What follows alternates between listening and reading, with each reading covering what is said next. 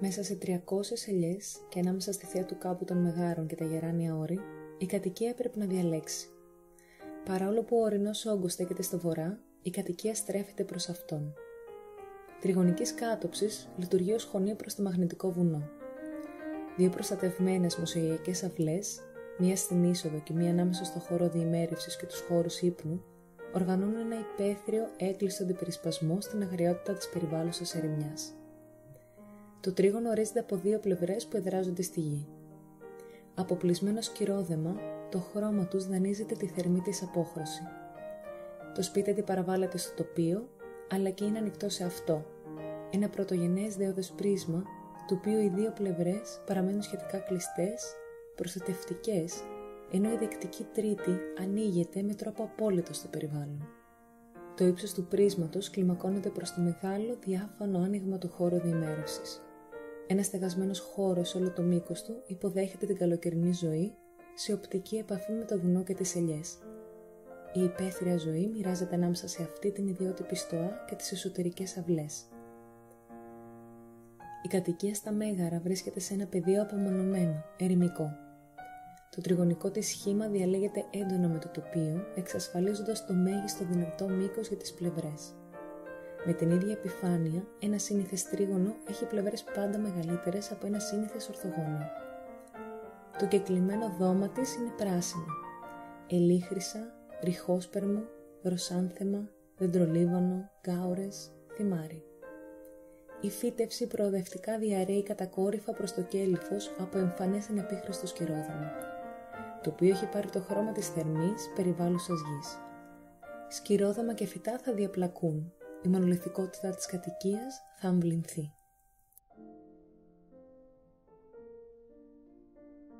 Ο χώρος διημέρευσης αναπτύσσεται σε 3 περιοχές: καθιστικό, χώρος φαγητού, χώρος προετοιμασίας του. Ένας κεντρικός πάγκος τραπέζι από μασίφ μαόνι καταλήγει στην εστία, η μεταλλική καμινάδα της οποίας λειτουργεί ταυτόχρονα ως ανάρτηση. Το διακριτικό αυτό τσάκι είναι ενεργειακό και σχισμές σε κατάλληλο ύψος επανακυκλοφορούν το θερμό αέρα μέσα στον χώρο. Μία ημιδιάφανη καμπύλη κουρτίνα ελύσσεται ανάμεσα στις 3 περιοχές, δυνητικά διαχωρίζοντάς τις, απορροφώντας με πληθωρικό τρόπο το φως, ηλιακό ή ηλεκτρικό.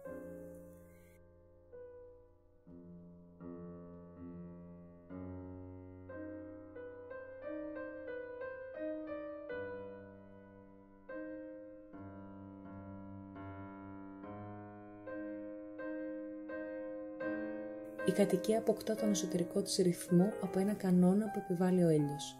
Το κέλυφός της ανοίγεται σε αυτόν με σχισμές κατακόρυφες ανισοπαχείς. Βρίσκεται όμως μέσα σε ελαιώνα.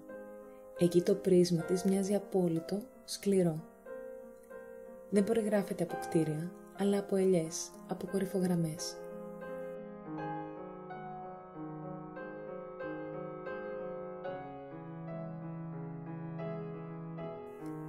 Μετά τη δύση, η γεωμετρική υπόστασή του ενισχύεται περαιτέρω από το ηλεκτρικό φως που αντιστρέφει τον ήλιο.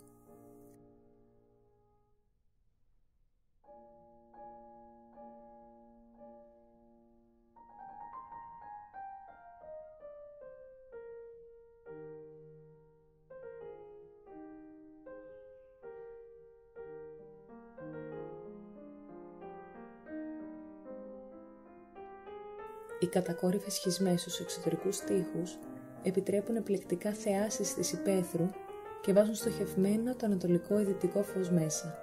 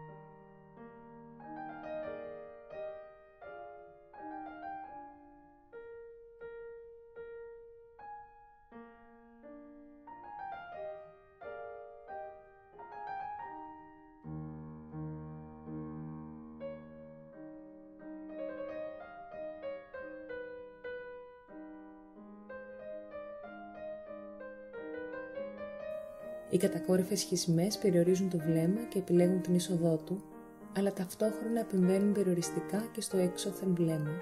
Δημιουργούν ένα όριο οικειότητας. Η κατοικία έχει επιλέξει. Κάπου κλείνεται, κάπου ανοίγει. Όσο βραδιάζει, οι γλυπτικές αυτές σχισμές λειτουργούν στο σκοτάδι μαγνητικά, όσο και η ορεινή κορυφογραμμή κατά τη διάρκεια της ημέρας.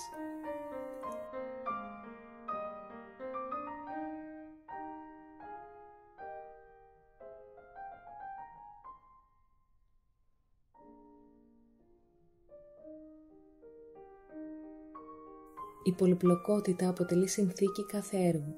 Είναι η απόδειξη της εσωτερικής ζωής του. Ακόμα και στην περίπτωση ενός απλού προγράμματος, όπως εκείνου μιας κατοικίας, όπου η ζωή επίσης εγγράφεται σε ένα απλό σχήμα, απλότητα δεν υφίσταται.